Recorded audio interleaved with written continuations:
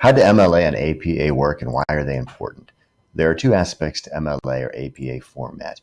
One is the systems for managing ideas that inform us about our world. The second is the way your English teacher makes you set up papers, which may seem a little crazy now and a little less crazy after this video. Let's talk about the systems for managing the ideas in our world. Let's say that your Ferrari's acting up again. Would you rather take it to a mechanic like this, who keeps up on the newest ideas in the newest journals, or would you rather take it to this guy who's going to look it up on Yahoo? If you aren't feeling well, would you rather go to this doctor who keeps up on the newest information in the newest journals, or would you rather go see this doctor who's just going to Google it? If you are in legal trouble once again, would you rather see this lawyer who keeps up with the Harvard Law Review, or this lawyer who's just going to ask Jeeves? MLA and APA and other styles offer professionals a standard format in which they can share ideas. These styles allow the reader the ability to trace the evolution of an idea, allow the reader the opportunity to compare ideas from a number of different sources, allow better ideas to get attention, allow poorer ideas to be proven false, allow those who had the good ideas to get the credit or the profit. In other words, avoiding plagiarism, which is stealing. Let's take a look at how this works in the real world. Suppose that you're a doctor and you want to learn more about tumor suppressor genes so that you can help some of your patients. So you find this article in one of your medical journals. You notice the names at the top. You realize you recognize one of those doctors, but not the other one. But you know the one you do know is a pretty good person and well-informed. So you begin to read, and you notice that the ideas in this paper are built on so many ideas from previous papers or previous research projects, and that what these doctors are doing is they're creating new ideas from previous ideas. And throughout this paper, they are giving proper credit to all the people who had the ideas before them upon which they are building these new ideas. And this is how logic progresses in the medical field. So you read on down, you're learning a lot, and you come to the conclusion, and you come to the references page. And this lists all of the places where the people who wrote this article borrowed information. So they're giving due credit to the people who had those ideas or did that research. Also, however, you find in this first example on the reference page this idea of the cell cycle. And you want to learn more about that. So you decided to look up this particular article. Now, you could look up any of the articles in this reference page and go back one step in the logic process to learn more about what they learned and the ideas upon which they built. So you decide to look up this article, and you find it. And now you can read about the ideas that were used to build the article that you read first. So you're reading along, and once again, these people are building on the ideas of the people who came before them, and all of those are properly referenced. And you can follow the logic of all their ideas and check their credibility. Once again, you come to an idea that you're more curious about, this idea of the cell cycle. And maybe you want to learn more about that, or maybe you have a new idea. Maybe while you're reading, you're like, oh, I've got this great new idea. I think I could come up with my own theory or publish my own article.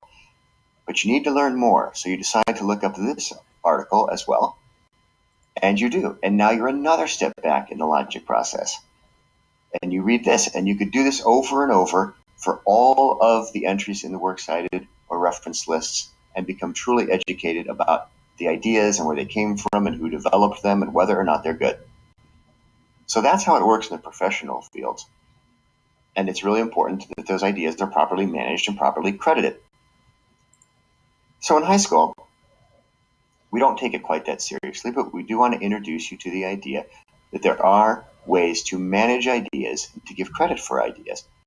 And in the professional world, when you publish papers, they are set up in a certain way, in a very standardized way, be it MLA or APA or any of the other styles. So we try to introduce you to this a little bit in high school so that you learn how to manage ideas and set up papers. You're not doing it nearly at the level of the professionals, but we're introducing you to those ideas.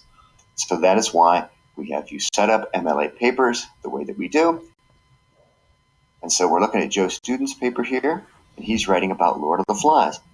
And we notice that there are a number of references to the book that he is using to build his ideas. And you can see that they are all properly referenced to certain page numbers in the book. And then we get down to Joe Student's works cited page. We notice that there's only one here.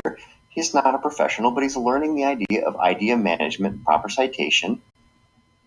And if we wanted to, we could look up this book and go read this book. But what this person has done is learned to properly cite and manage ideas to avoid plagiarism. Now, obviously, this person is not building on the ideas of other people, but many times in research papers you will.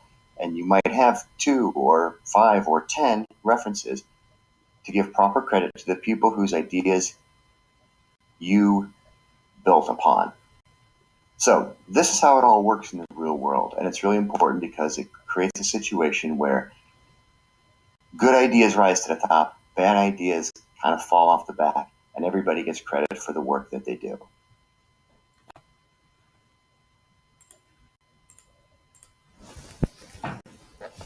This is true in your everyday lives as well, whether you're reading articles in Newsweek or the Wall Street Journal or watching on CNN. Don't just believe what they say. Listen to the references that they use and trace those references back so you can actually find the truth out for yourself. This is also true in product reviews. Remember that companies are trying to persuade you with propaganda. They're not going to tell you the truth, but the truth is out there if you're willing to follow the references and see where the ideas came from and truly inform yourself about the products that you wish to buy. This is also true in politics, in any voting situation. They're not going to tell you the truth. They're going to use propaganda to try to convince you of something, but the ideas are out there if you're willing to do the really hard work to find the truth and trace the ideas backwards. This will be true for ideas for work and ideas for college as well, where again, you'll start to actually build your ideas on the ideas of other people. And you need to make sure that you don't get in any trouble with plagiarism, because that can be a real problem in college.